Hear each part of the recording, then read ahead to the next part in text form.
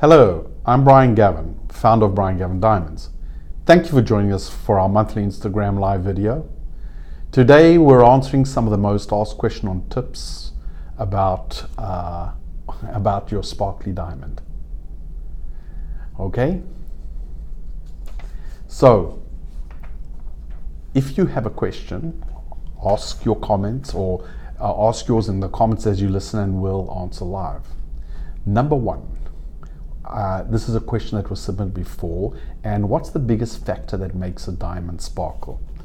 Okay, let's try and answer some of these questions because I think it's a great leading question because this is a huge subject, and of course it's a subject that everybody wants to know what is the bottom line and how do diamonds sparkle. So first of all, let's have a look. We have a huge diamond. Yeah, of course it's not real, but it's a crystal and it's been cut to look like a diamond. So I hope you can all see this. And what I've done is I've marked in a black outline the main facets of the diamond that most people would know about, or most educational sections on the internet or in your reading matter will show. And if we look at the crown, here we have the main crown facet. Here we have the stars, those are the facets before the table. Of course, that's your table facet, all right? And those are your upper girdle halves. I hope you can see that. All right, on the other side, of course, you have your main pavilion angle, which is the most important angle for light return. And then, of course, you have your lower girdle halves. I hope everybody can see that. All right, good, awesome. So, these are the facets that create that wonderful sparkle. But diamonds are an interesting thing because as far as diamond is concerned, what is the most expensive part of this is its raw material. It's not really its cutting cost. It's a fraction of what that diamond costs.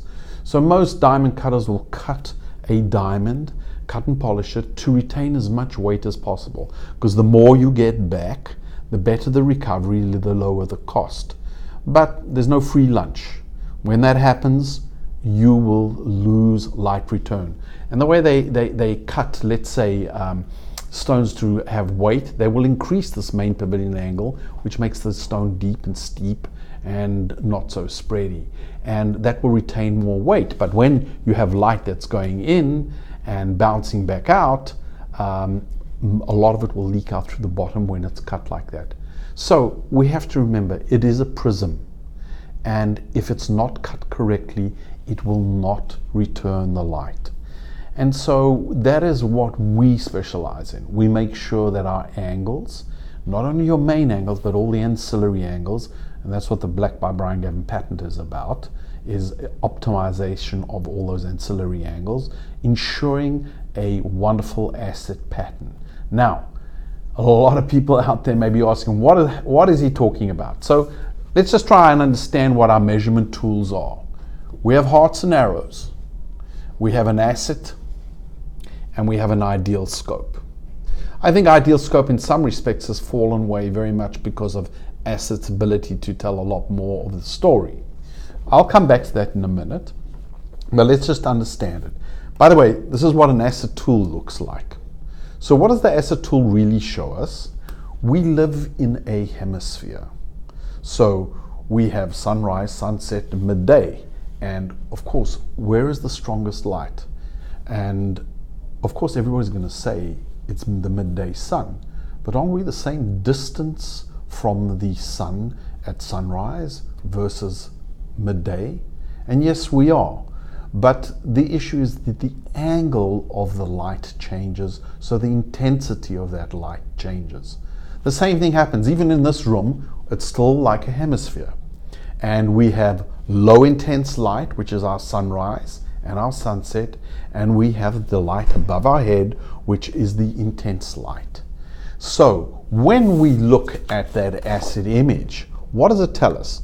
Number one, of course, it will tell us that the stone is symmetrically cut because we can see how perfect those arrows are. And then we see different colors. So what does the let's say, the green represent? And that's actually the first 45 degrees in our hemisphere. That is low intense light. And it's that light which that diamond is going to capture, and it's going to return. And we see when the stone is cut correctly that you don't have much of that low level light being returned. Then the next 35 degrees is that in-between light, which is bright, and it's a very, very important part of our light return. The other thing that we have, of course, is ultimately the blue. And what does the blue stand for? Well, that stands for the light that is above our heads. And that is the light that we normally block. Our bodies block it and our heads block it. So what I would suggest you do is put your hand out in front of you, and if I put a flashlight behind your head is definitely going to block that light. And this is what happens, and that's what those colors represent. But ultimately, it tells us where the light is coming from, how it's being bounced off that diamond, that prism, and how it's going to return to the viewer's eye. So that's a very, very, very important aspect. Ideal scope, on the other hand, and what does that look like? Same principle, okay? That principle is in the sense of the word that it's a hemisphere. It has a slightly bigger hole. I don't know if you guys can see that. Let me just take that insert out. There we go. It has a bigger hole versus our acid, which is a tiny little hole. So really what that shows us is the brightness of light. Where we see white areas, that is non-returned light to the human eye, or as we know, non-reflected light. Now, in this image, yes, it's a great ideal scope, but that doesn't mean that those white areas are bad. They're not bad. They ultimately are very good because we have to have contrast in our brilliance. What is contrast? It's that checkerboard effect that you see in a diamond. It's those dark areas and those light areas as they come on and off when you take that stone and you look at it and you, of course, you tilt it, whatever you do with it while you're looking at it, it's that checkerboard effect. Now, all these imagery are taken in this upright position. So whenever you see these photographs, we take those images in this upright position. Of course, when it comes to the hearts, we turn it over and then we get the heart pattern, and that's the only time we turn it over to take that position. But it's all taken in the upright position because ultimately, when you tilt a diamond away from you, then what you will have is light leakage. When a diamond is cut properly, after 30 degrees tilt, you will have light leakage. But we have to remember also that angles that leak light in that perpendicular position, ultimately in that upright position, if we tilt, now those angles might be returning light. So we have this seesaw effect, but we have to have some kind of standard where we can understand how that diamond is actually performing, and that's why we do it in that upright position, because generally we look at diamonds like that in their direct upright position. Now, what's very important in this asset is, of course, this red area for us. It's a very, very important. That's where the black pattern comes in, because it's the optimization of these lower girdle halves and the size of this main pavilion facet. So it's very complex, and what we do, of course, in relationship to those crown angles. You know, a lot of people say, well, you know, I need a diamond with this, and I need a diamond with that angle and this degree and this. That ultimately, it's all important, but they have to work in conjunction with each other. And that's part of our formula, to make sure that those measurements match up to meet our formula to maximize sparkle. Now, why hearts and arrows? A lot of people may say, oh, it's a gimmick and you don't want to spend the premium on it. And what I'm going to teach you today, and it clearly allow you to understand that it is not. That it is a very, very important aspect. And why is that so? Our good friends at AGS in their research have made a statement in their sparkle analysis, says that the better the optical symmetry, the more virtual facets you will have. The more virtual facets you'll have, the better the sparkle factor. So let's try and understand what that really means. Okay, what are virtual facets? Here's a great image. There I was in a gallery, and there was a mirror in front and a mirror behind. So you can imagine yourself being in the center of that diamond. One of the main pavilion facets is a mirror, and another main pavilion facet is the other mirror. Of course, there are many other mirrors, but I'm just going to take this down to one set of mirrors. Now, if you notice, what we have is the mirror in front and the mirror behind are the real mirrors, the real facets. But then you have multiple reflections, and those are your virtual facets.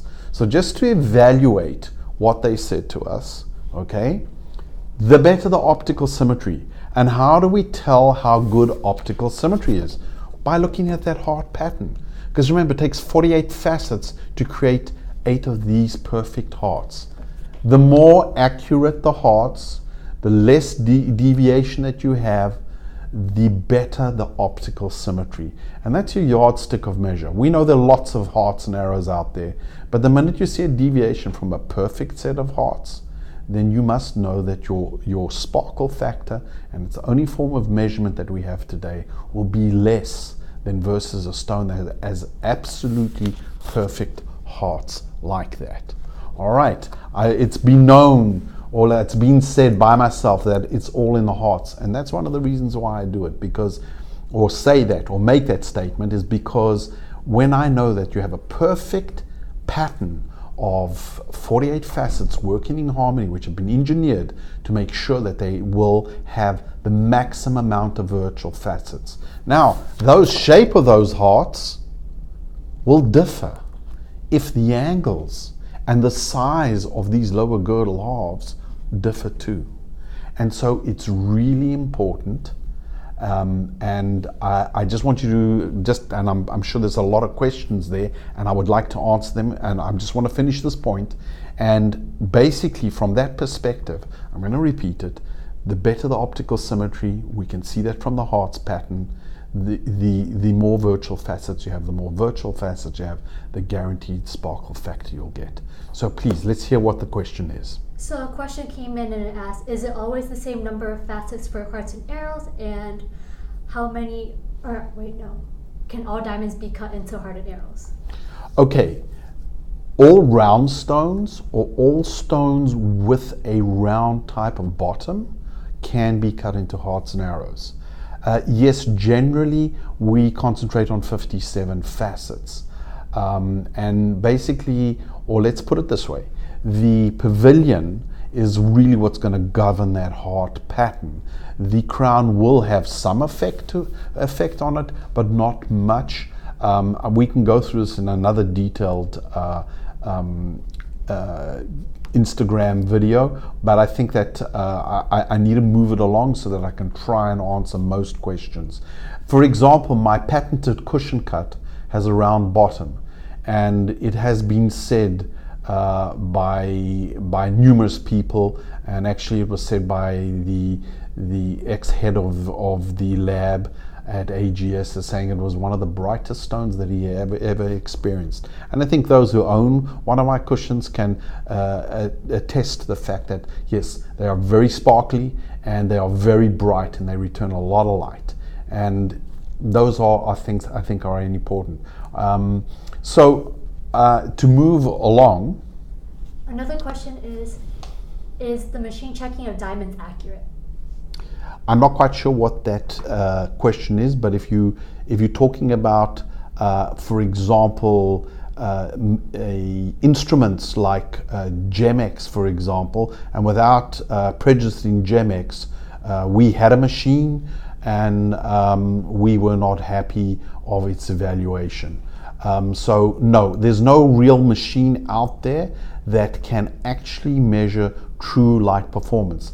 But you don't need a computer generated machine to tell you that. I think that there are very simple methods in order to do that. Look at that patterning, look at that asset patterning, and look at that ideal scope patterning. Those are going to guarantee you top performers. That much we know. We know that the better the optical symmetry, we judge it by that, more so than the arrows. We know that you'll have more virtual facets. Based on AGS's research, the more virtual facets you have, the better the sparkle factor. If we see the acid image in a very good balanced way like this, then we know that we're reflecting a lot of the brightest light to the human eye.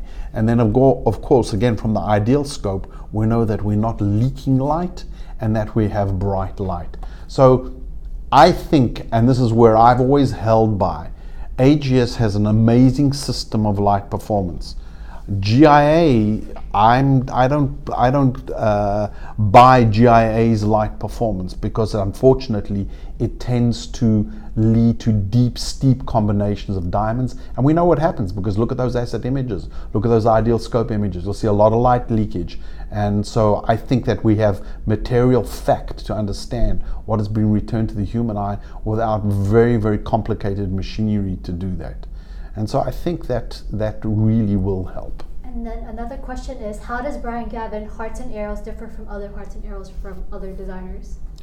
Well, let's put it this way. I think Brian Gavin set the standard, if I can say so myself. So the question you have to ask yourself really is, how do others differ from Brian Gavin? Brian Gavin sets a standard. It's a standard that has been duplicated and imitated for the last 20 years across the globe. So I hope that answers your question. And then another question asks, what trends are you seeing in engagement rings for 2019? Whoa, okay, that's a bit of a different question. We still see halos as being popular. We see some rings where, again, the lighter or smaller stones, and a lot of people know I'm not the greatest lover of that because I think that you put a lot of pressure on the strength of metal, etc. But we still see light rings, or petite rings as we like to call them. Halos are still very popular. There are a lot of people who are I think also moving in the direction of full eternities. That's also a very important trend for us, especially on some of our beautiful full eternities, our dream band. Those are very interesting directions. Rose gold is still strong, and interestingly, if you look at the 810 collection, which is available in platinum as well as 18 karat yellow gold, that has taken off very strongly since we launched it. So platinum is still the leader, that I can tell you. But we still see good strength in the rose gold as well. I hope that answers your question. Do we have any more? Yeah, there's one from Elizabeth. She asks, why is there such stigma surrounding diamonds that fluoresce? My husband gave me a BGD blue diamond and I can't tell the difference between it and other diamonds without fluorescence. Okay, I'm not quite sure is it possible to repeat that question, or can you see it again? Yes. She asks, why is there such stigma surrounding diamonds that fluoresce? Oh, okay. I think it's just a real misnomer. I think it's one of those things. Look, let's understand fluorescence, and I think I'm going to do a video on fluorescence only. But fluorescence gets a stigma, and it gets a negative rap from the industry, which is really bad. It's not true. Yes, there are fluorescent stones that have a negative effect. There's no doubt about it. But there are fluorescent stones that don't. And if anything, will help the lower colors look much whiter if that's your preference. And I think that blue fluorescence in diamonds is very neat. And remember, it's a small percentage. If anything, I think blue fluorescent diamonds should cost more because there are a few of them. So you should feel very proud of your blue fluorescent Brian Gavin. I am, and that's why we promote blue, and we promote it aggressively, and there's absolutely nothing wrong with it. And as long as you don't have a milky effect and you have brightness in your stone, enjoy it, because I do. And then another question from Simone asks, can you please explain the effects of painting on super ideal diamonds? Simone, I think that that is a really long question, and it really has to do about the adjustments of the upper girdle halves and the lower girdle halves. I don't think I could answer that because our time is just about up. If you really want to know, I would gladly ask you if you want to call in. I'll gladly spend 10 minutes and explain it further to you. But I think that you'll find less and less of painting and digging in diamonds today as you had found previously. It's a technique that was in order to save weight and also to help achieve certain things. For example, there are other branded stones out there that really sort of focused on painting, and I think that in some respects they were given a bad rap also, and I don't think it's such a bad thing, but I think when it goes to an extreme, it will affect a diamond. Well, I really want to thank you all for being with us today, and thank you for watching our Diamond Dish. If we didn't cover your question, send us a direct message and we'll get back to you soon, and I will see you next time. And if there are any topics that you guys really want to hear about or want me to focus on, then please send in those too. Good to see you, and have a great day.